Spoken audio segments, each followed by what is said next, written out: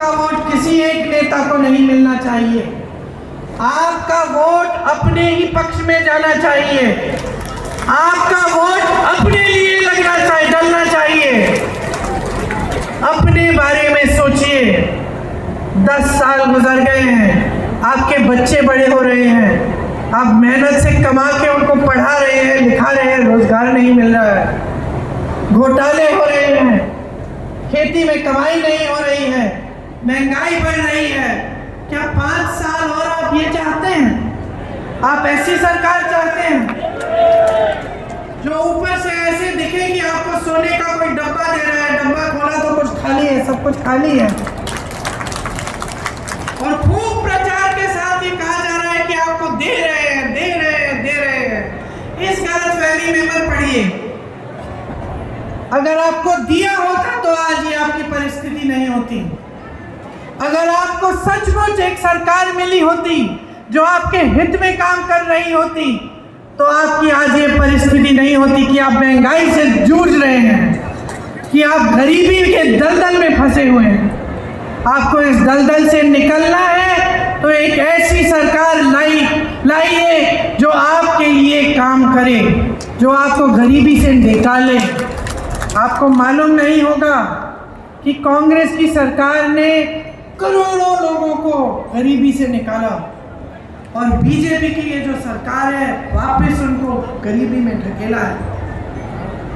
तो आप समझिए इन बातों को गहराई से।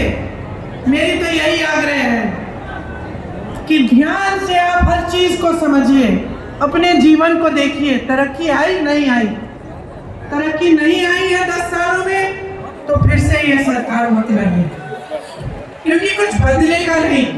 अगर आप बदलाव लाना चाहते हैं, अपने देश को सचमुच आगे बढ़ाना चाहते हैं तो सबसे पहले आपको खुद आगे बढ़ना पड़ेगा। अगर आप अपने पैरों पे खड़े नहीं होंगे तो ये देश किसी G20 से बड़े बड़े इवेंटों से आगे नहीं बढ़ सकता।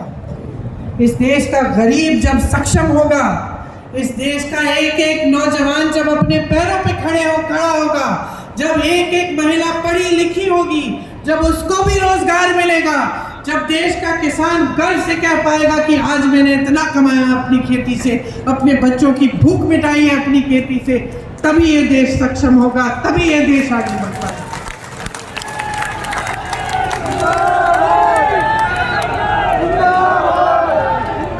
और जिस दिन चुनाव आएगा उस दिन मैं आपसे पूरी उम्मीद रखती हूँ कि आप समझ के अपना वोट डालेंगे। इस बार किसी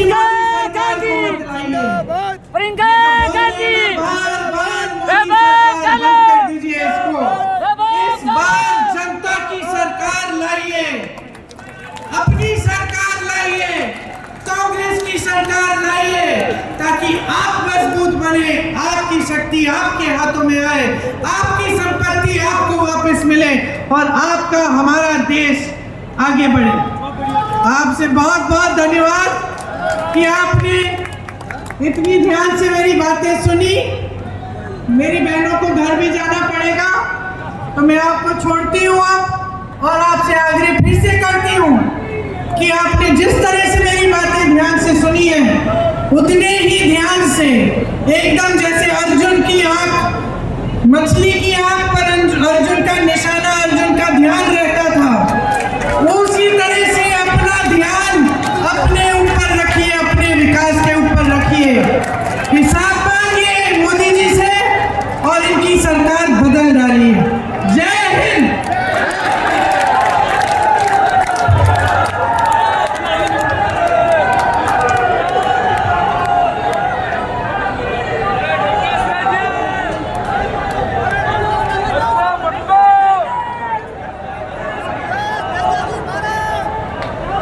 बहुत बहुत धन्यवाद आदरणीय प्रियंका गांधी जी। प्रियंका गांधी कैसी है? प्रियंका गांधी कैसी है? और अब मैं आमंत्रित करता हूं रानीवाड़ा से हमारे विधायक आदरणीय रतन देवासी जी से कि वो आए, हम सब